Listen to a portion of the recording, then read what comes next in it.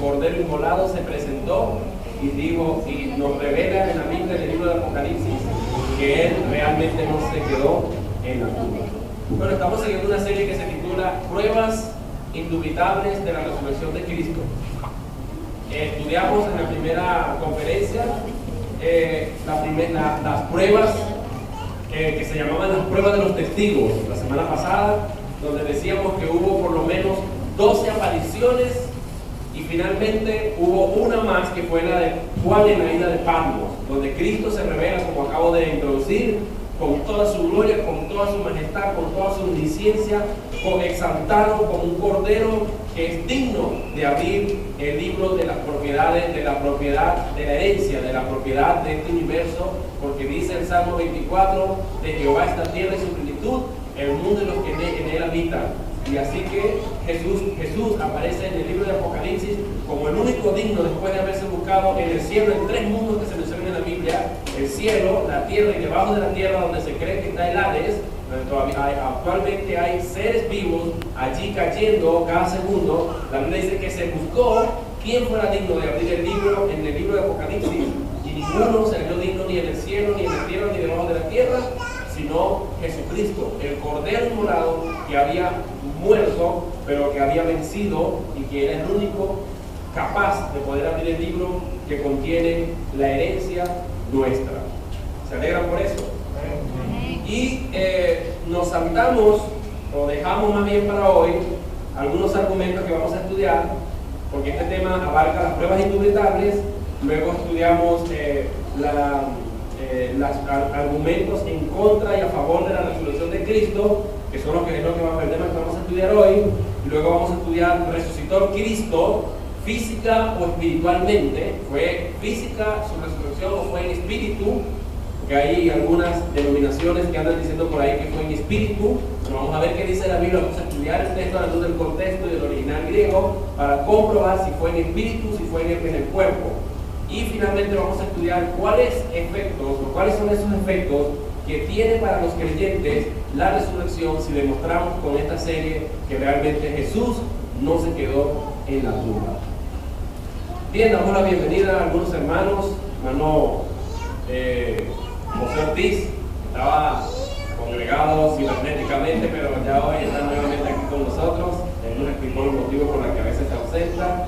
Igual no está perdonado, ¿verdad? También nuestra hermana Carolina, que hace 3-4 semanas tuvo la disposición de retomar esta congregación, y bueno, aquí está, es valiente para venirse conmigo sin freno, ¿verdad, Carolina? Y hoy nos trajo a Daniela, su hija, contemporánea de la edad de Vizcaya. Y qué maravilloso, hermano. Si hay alguien que no estoy viendo acá, bueno, Jeremías y nuestra hermana Albania, que también nos acompañan hoy. Ellos son miembros de esta iglesia.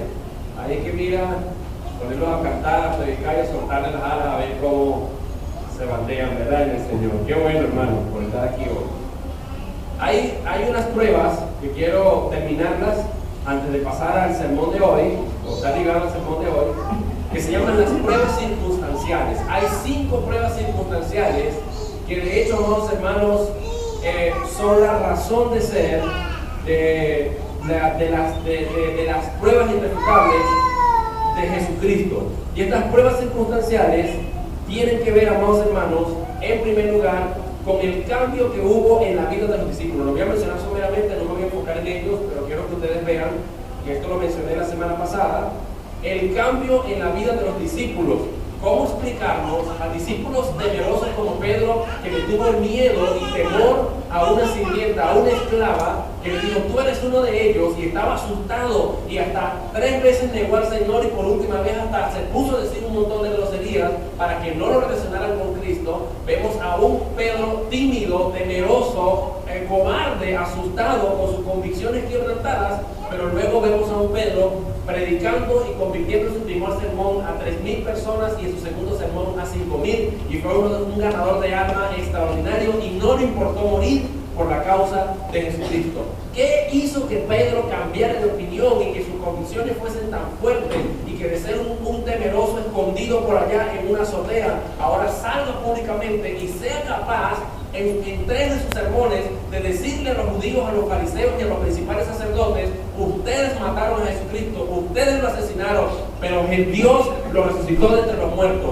Y ahí está la evidencia era la tumba vacía que ellos podían comprobar, y eso traía que miles de personas se convertían. Entonces, esta primera circunstancia que vemos a los discípulos ya decepcionados, por ejemplo, dos de ellos se habían ido de vuelta a Emaús, ya decepcionados, me voy a mi tierra de origen, nos vamos a nuestra tierra de origen, y ya se habían regresado. Pedro mismo se había ido a su antiguo oficio como pescador. Jesús, cuando resucitó, lo encontró en el mar. Y así vemos nosotros, amados hermanos, que ya ellos estaban decepcionados, tristes, creyendo que la resurrección, como nos dice Lucas capítulo 24, ellos creían que el tema de la resurrección era una falacia, que simplemente en esto Jesús no les iba a poder cumplir. Pero hubo algo que transformó sus vidas y que luego testificaban con fe, y no les importaba el martirio, no les importaba la acusación, no les importaba la persecución, no les importaba la sierra, los del Coliseo romano, las fieras en el campo, las fieras en el Coliseo romano, la hoguera, la decapitación, no les importaba nada de esto, porque tenían las pruebas indubitables de que Cristo no se había quedado en la tumba. Vamos a darle un aplauso al Señor.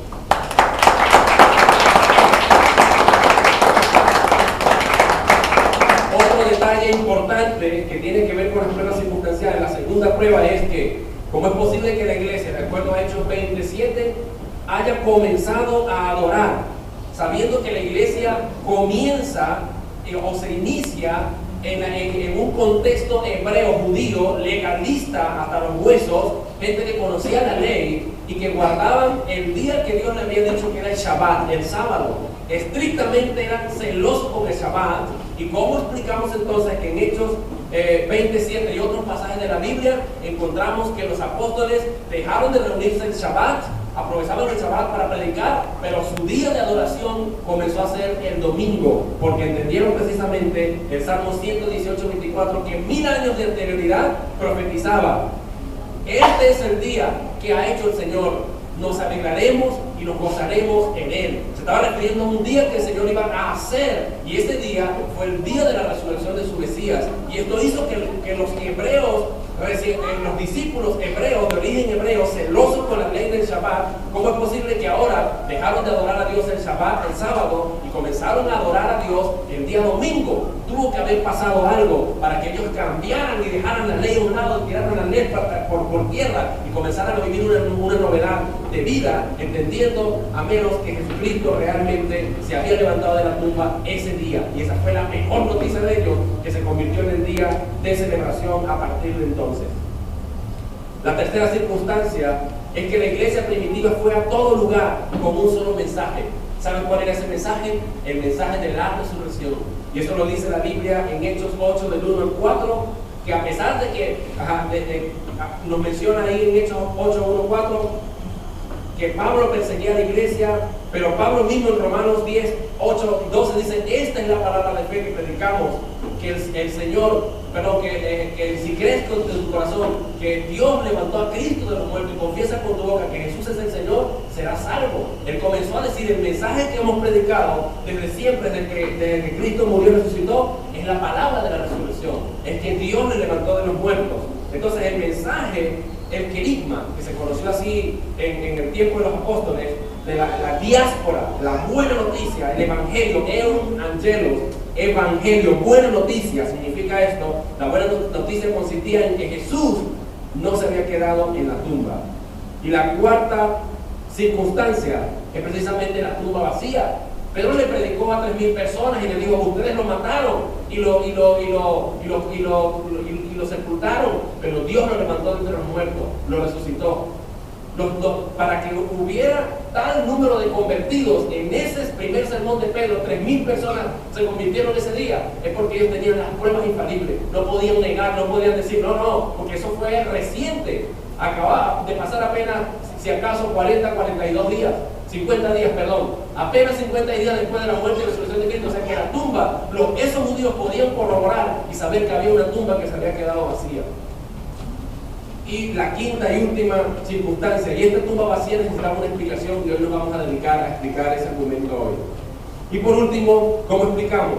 Que en Hechos 8, 1 al 4 nos dice la Biblia que el apóstol Pablo tenía cartas, tenía autoridades tenía unas cartas firmadas por las autoridades religiosas de su entonces y políticas para arrastrar, perseguir y sacar a los cristianos y si es posible matarlos, consentir en la muerte como en Esteban, que participó de la muerte de Esteban, que primer mártir de la iglesia, que murió apedreado, pero de repente vemos a un Pablo que fue el que más escribió acerca de la resurrección de Cristo. En todas sus cartas se preocupó por lo menos de incorporar el tema de la resurrección, aunque sea una vez.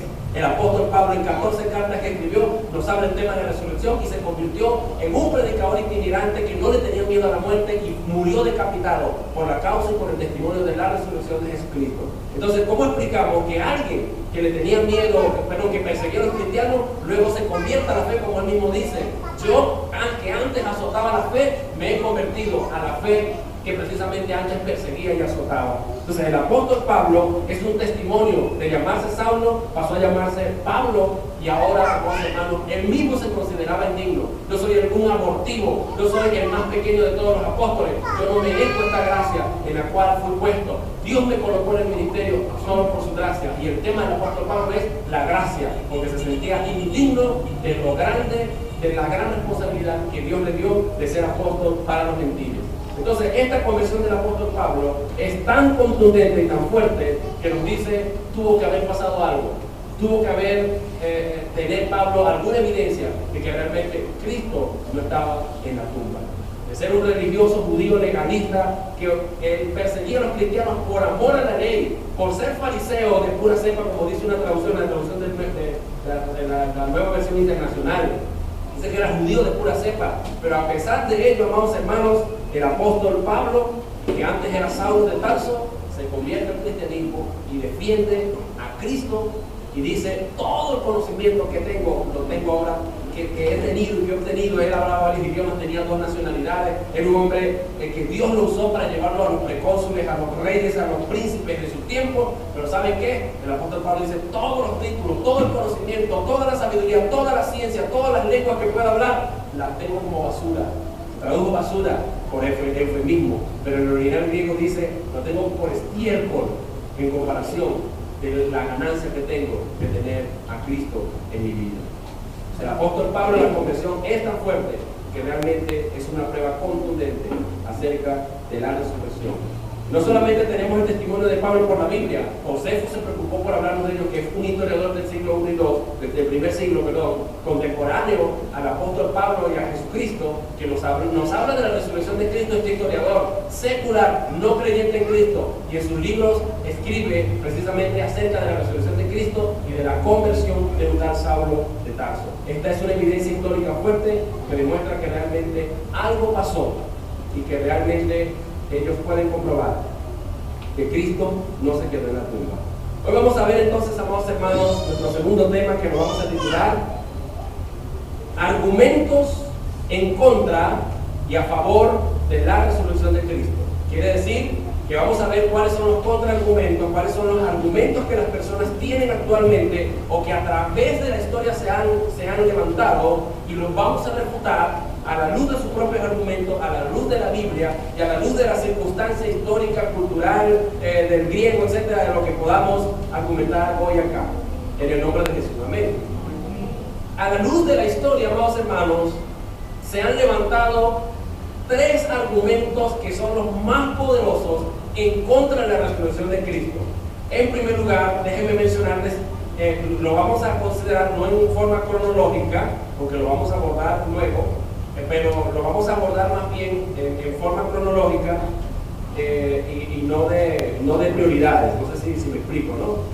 Porque hay un orden. La primera teoría sería la teoría del desmayo. No la voy a explicar ni voy a ahondar mucho porque esta teoría se quedó hueca y vacía y obsoleta. La primera teoría, que es la teoría del desmayo, sostiene lo siguiente. Esta teoría dice que Jesucristo realmente no murió en la cruz, sino que como la ciencia médica no estaba avanzada lo suficiente, y la pena que Cristo recibió, los azotes de Cristo, el peso de la cruz, hicieron que Cristo se desmayara antes del tiempo. Ellos traen un texto de la Biblia que dice que Pilato se sorprendió de que Jesús había muerto tan rápido, tan pronto. Entonces ellos dicen, no, Pilato pensó que había muerto y lo mandó a bajar de la cruz.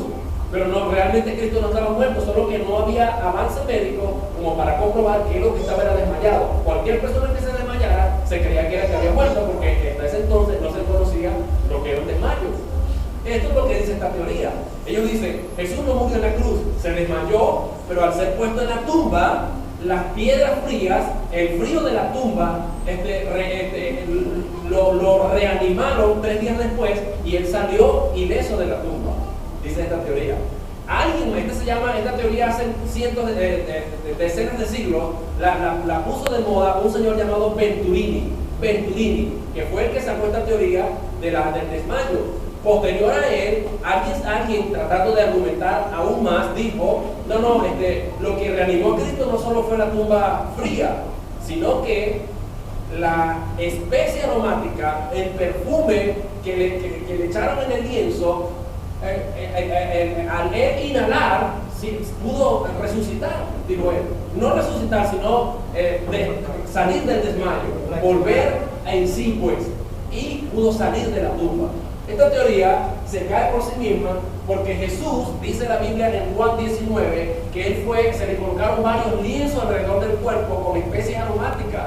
Pero ¿cómo explicamos que la ropa estaba en la tumba?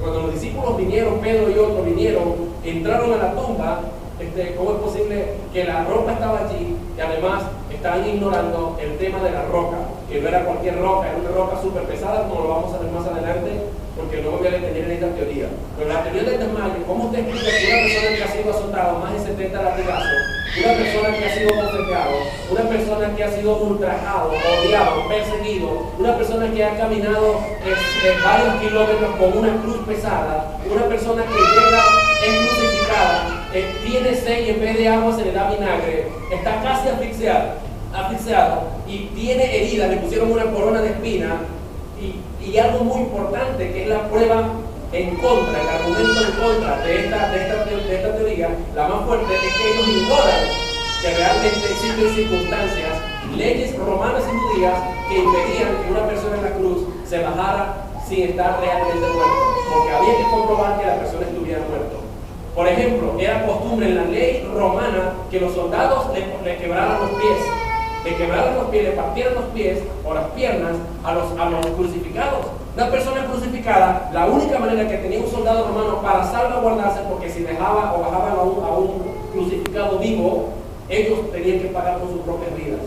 También eran llevados a la cruz cuando lo decapitaban. Entonces ellos tenían que salvaguardar su vida. Entonces cuando una persona estaba en la cruz, ¿qué hacía el soldado romano? Si ya daba síntomas de que estaba muerto, tomaba una vara bien fuerte y bueno, le quebraban los pies, las piernas, le daban varios. ¿Por qué? Porque si yo me estoy haciendo desmayado con 3 palazos de esos en la pierna que me la quiebren, vamos a ver si voy a estar desmayado o me estoy haciendo el loco. Ellos tenían que comprobar y corroborar que esa persona realmente estaba muerto. En el caso de Jesucristo, la pena fue mucho más terrible. Porque cuando vinieron los soldados a quebrarle los pies, le quebraron las piernas a los ladrones que estaban alrededor de él, y cuando vinieron a Cristo, se dieron cuenta que realmente lo que daba era lástima, la virtud humana que estaba allí. Entonces, ¿qué dijeron? No vale, ¿para qué le vamos a partir los pies y las piernas si realmente este hombre está totalmente muerto? Pero para asegurarlo mejor, vamos a meter una lanza. Y le metieron una lanza que traspasó el corazón y le rompió parte del corazón, que en la medicina se llama, le rompieron el pericardio, que es como el cuerito del corazón, porque allí se esconde el agua, y cuando le traspasaron, ¿qué salió de allí? Agua y sangre, dice la Biblia. O sea que el corazón de Cristo realmente fue traspasado por la lanza. Imposible que Cristo hubiese sobrevivido a la tortura de la cruz. Entonces esta es una evidencia fuerte que demuestra que Jesucristo no se pudo haber desmayado. Claro, en los años 70, en la década de los 70, se levantó un señor llamado Andreas, que es un hombre, Andreas Faber-Kaiser, diciendo en un libro que se llama Cristo vivió y murió en Cachemira, o Jesús vivió y murió en Cachemira, un libro que usted no puede conseguir disponible en internet. Él dice: Jesucristo realmente se desmayó en la cruz y lo pusieron en la tumba, y 3 días después salió huyendo hacia Cachemira, hacia la India, y allá en la India murió comiendo huevos con chorizo. Este es un argumento de alguien que está totalmente esquizofrénico, porque este argumento no pasa, amados hermanos, la prueba investigativa, ni la prueba de las circunstancias que acabamos de mencionar, ni la prueba del contexto bíblico, geográfico y las leyes judías y romanas que estaban en ese entonces, donde la muerte de un soldado romano, de los soldados romanos, estaba en juego si uno de esos crucificados quedaba totalmente vivo. Entonces, es alguien que desconoce totalmente las escrituras, que desconoce la historia romana, griega y judía, y que desconoce las leyes disciplinaria de la militancia romana. Entonces, alguien que diga esto como Faber-Kaiser es simplemente un ignorante de las escrituras y del texto bíblico y de la historia y de las circunstancias y las costumbres judías y romanas en lo severo y en lo relacionado a lo severo de el descuido y la negligencia de los soldados romanos. Vamos entonces a ver el segundo argumento. Me queda pues refutado hasta el momento de la teoría del desmayo. Jesús no se pudo haber desmayado. Se desmayó la teoría, quedó totalmente obsoleta y hueca y vacía. Esta teoría ha tomado fuerza y aún hay gente que todavía quiere sostenerla, pero es porque desconocen, repito, las leyes romanas acerca de los soldados, de los militares, de la guardia romana, acerca de la cultura judía. En segundo lugar, el segundo argumento, que es muy fuerte, pero ustedes se van a dar cuenta que es un argumento falaz, una falacia, se llama la teoría del robo. La teoría del robo fue la que inventaron por eso les dije que iba a empezar con una que no iba a empezar cronológicamente, ¿no? Sino que primero el desmayo porque es primero de la cruz. Pero realmente esta es la primera teoría que surge, la más antigua es esta teoría. La teoría del robo, porque fue inventada por los contemporáneos de Jesús, especialmente por el consejo y el concilio de los fariseos y los principales sacerdotes y los saduceos. Ellos fueron los primeros en inventar esta teoría. Ahora, vean ustedes lo que dice esta teoría. Esta teoría la podemos encontrar en Mateo, tiene su base en la Biblia. Mateo, capítulo 28, versículos del 11 al 15.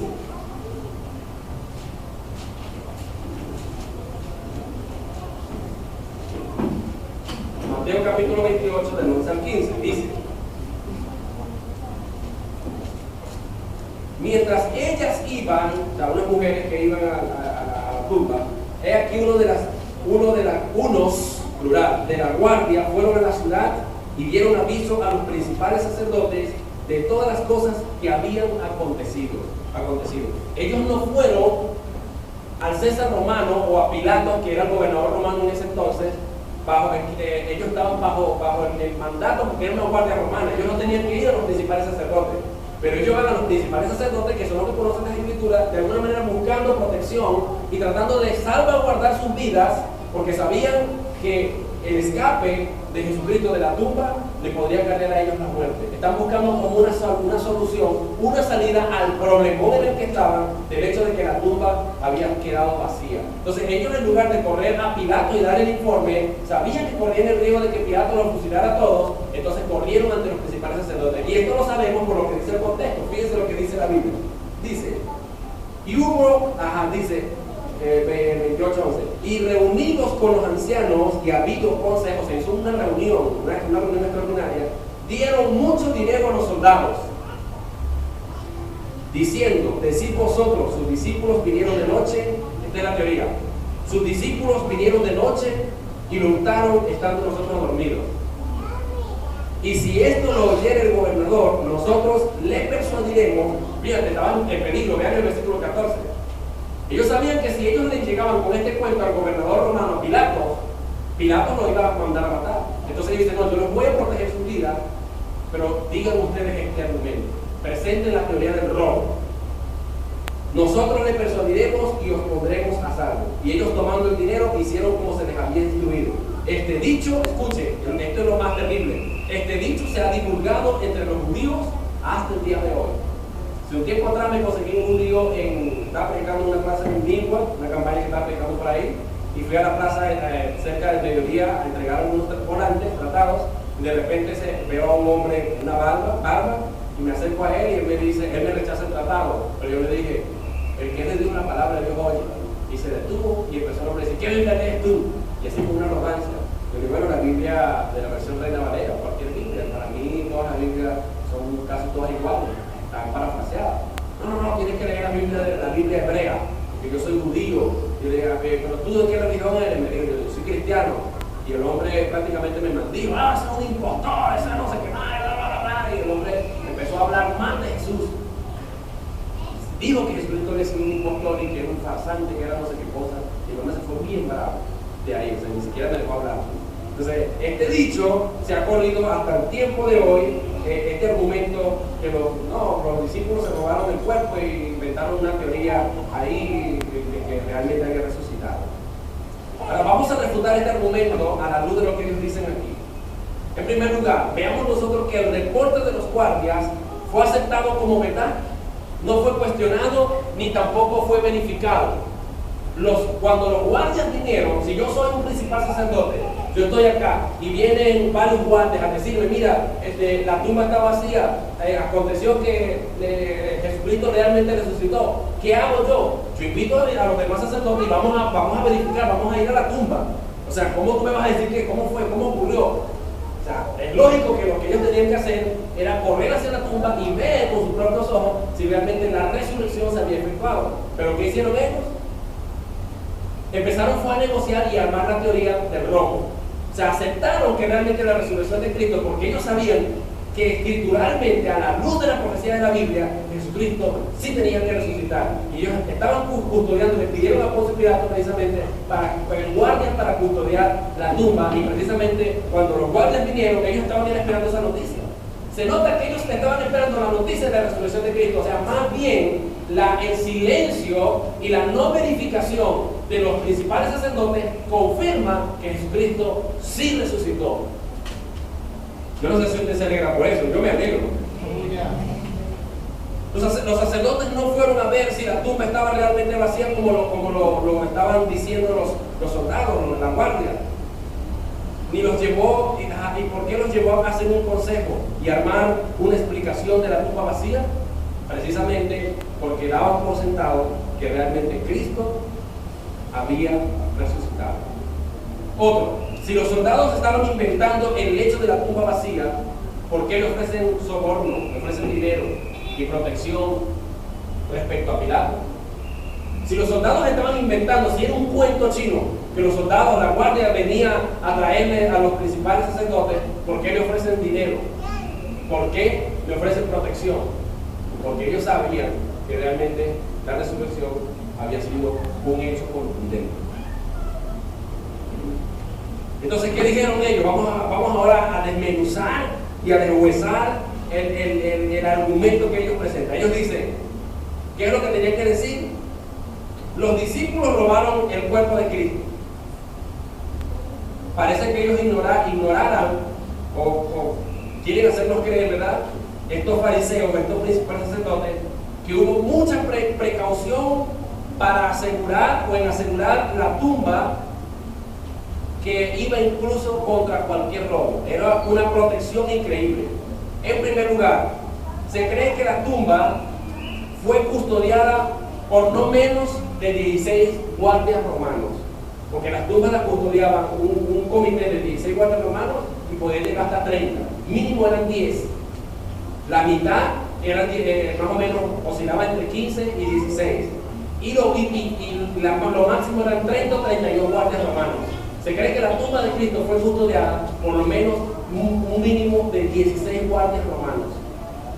Pero yo creo, con la convicción que tenían los mismos principales sacerdotes, Jesucristo no fue custodiado por 16 guardias romanos, sino por el máximo de un comité de guardias romanos, que fueron aproximadamente 30 o 32 guardias romanos.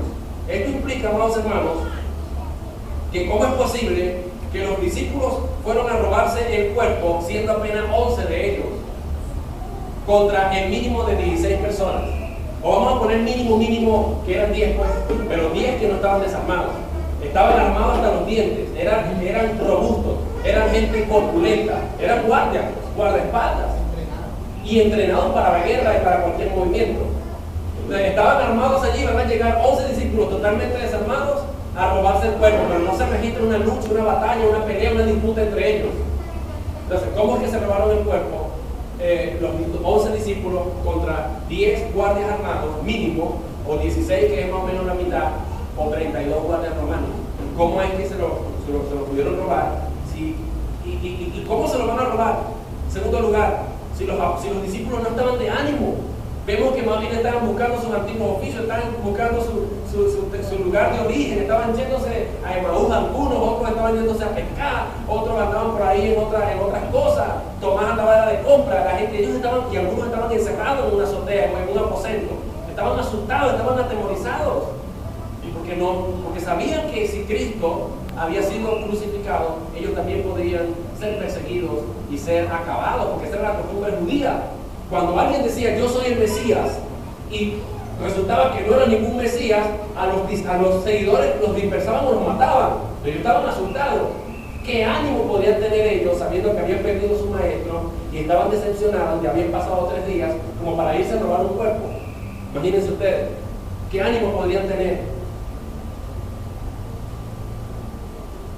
No había ánimo para irse a robar un cuerpo, el cuerpo de su maestro. Por otro lado, tenemos la ley romana. ¿Qué decía la ley romana? La ley romana era tan severa que el hecho de la tumba sellada y asegurada por el César romano, aunque no hubiera soldados custodiándola, los discípulos jamás se hubiesen atrevido a acercarse a una tumba que estuviese sellada y sellada.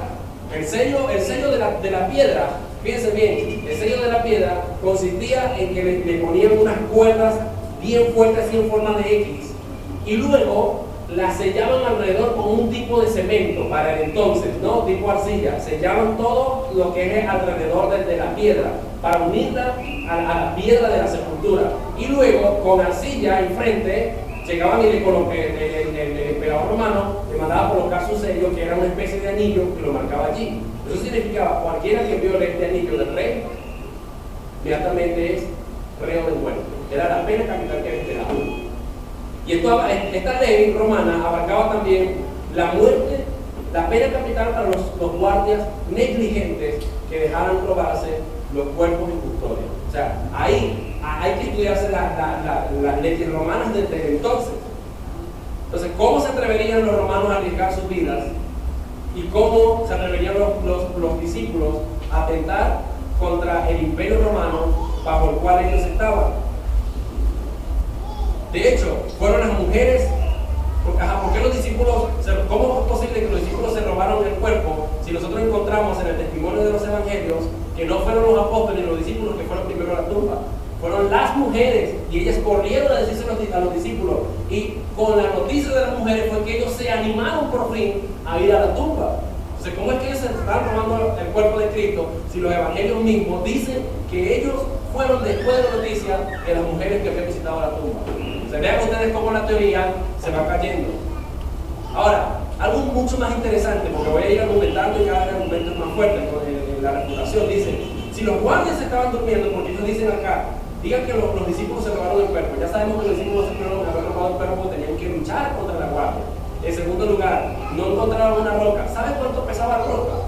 Se cree que es más de 2 toneladas. Supongamos que sean 2 toneladas, pero no menos de 2 toneladas.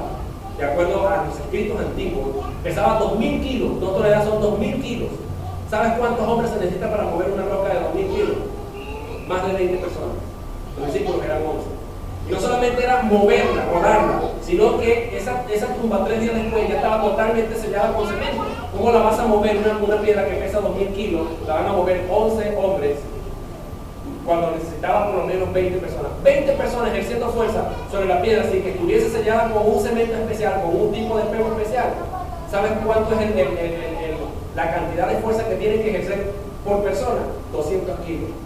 11 discípulos ejercerían la fuerza de 182 kilos, más o menos. Imagínense ustedes, 11 discípulos. Ejerce la matemática, Jesús. ¿Sí? 100 kilos, pero 20 personas tendrían que ejercer 100 kilos para cada uno, ¿verdad? Pero si son 11 discípulos, la fuerza ejercer es de 182 kilos, casi 200 kilos por persona. Eso sin tomar en cuenta el sello que tenía la piedra y las cuerdas que la estaban sujetando. O sea, eso tenía mucho. Y por otro lado, empujar, hacer fuerza para mover 182 kilos, ¿acaso no me hace empujar, no me hace hacer ruido? ¿Eso no despertaría en la guardia romana? estaban allí todos cerca. Vamos a suponer que realmente se quedaron dormidos. ¿Usted cree que es fácil mover la piedra y sin hacer bulla?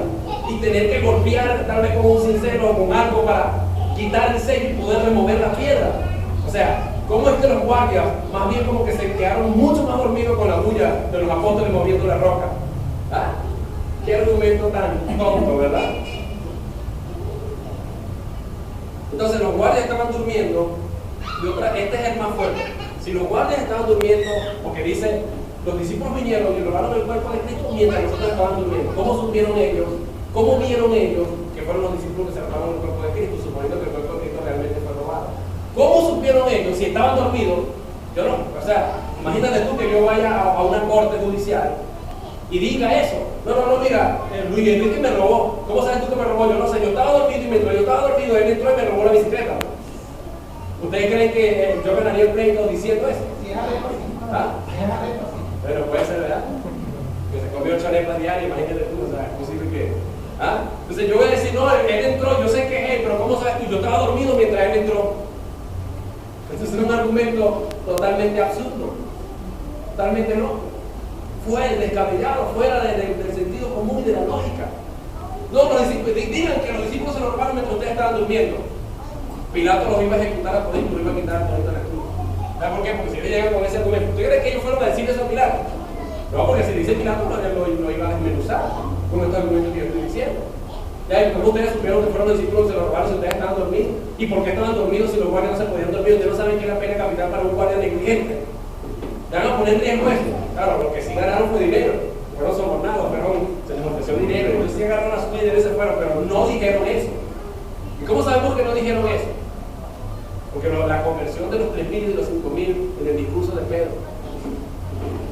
Ahí tenemos eso como evidencia fuerte.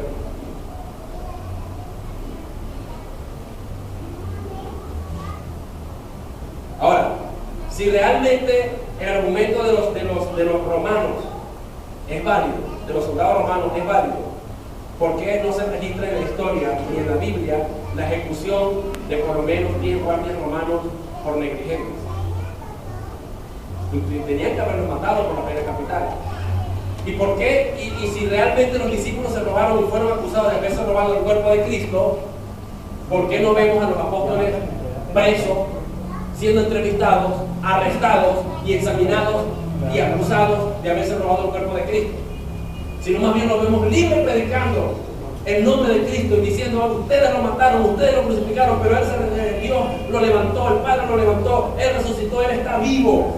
Comenzaron a predicar. ¿Y por qué no les dijeron mentirosos? Porque ustedes tienen ahorita una cuenta pendiente con la justicia, porque ustedes están siendo examinados y revisados, porque ustedes se robaron el cuerpo de Cristo. Y con las torturas romanas y judías desde entonces, hermanos, lo hubiesen hecho a los discípulos que apareciera el cuerpo de Cristo si realmente se lo hubiesen robado.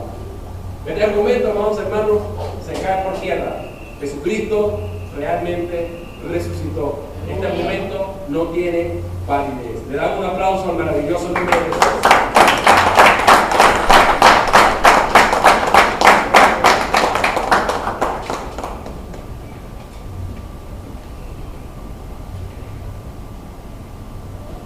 Ahora, vamos a suponer, amados hermanos, que los discípulos, que en el testimonio de los soldados, es verdad, los discípulos se robaron el cuerpo de Cristo. Vamos a llegar al extremo. Se robaron el cuerpo de Cristo. Pero los evangelios nos dicen, incluso el evangelio de Juan capítulo 20, del 1 en adelante, nos dice que la tumba, que cuando entró Pedro y Juan, que vinieron, Pedro, ¿verdad?, que con otros discípulos, que vinieron a ver la tumba vacía, ¿qué encontraron en la tumba? La tumba no estaba completamente vacía, sino que encontraron los lienzos bien acomodados, enrollados y su sudario. O sea, yo voy a entrar a una tumba, van a entrar 12 personas a robarse el cuerpo, la bulla que tienen que hacer para remover la piedra, agarrar el cuerpo y decir, voy a quitarle los lienzos para que pese menos. Me va a dar tiempo de quitarle los lienzos y dejarlos acomodaditos ya en un rincón, y aparte voy a poner el sudario y estoy robando. ¿Ah? O sea, esta es una cosa que no tiene sentido a la luz del Evangelio.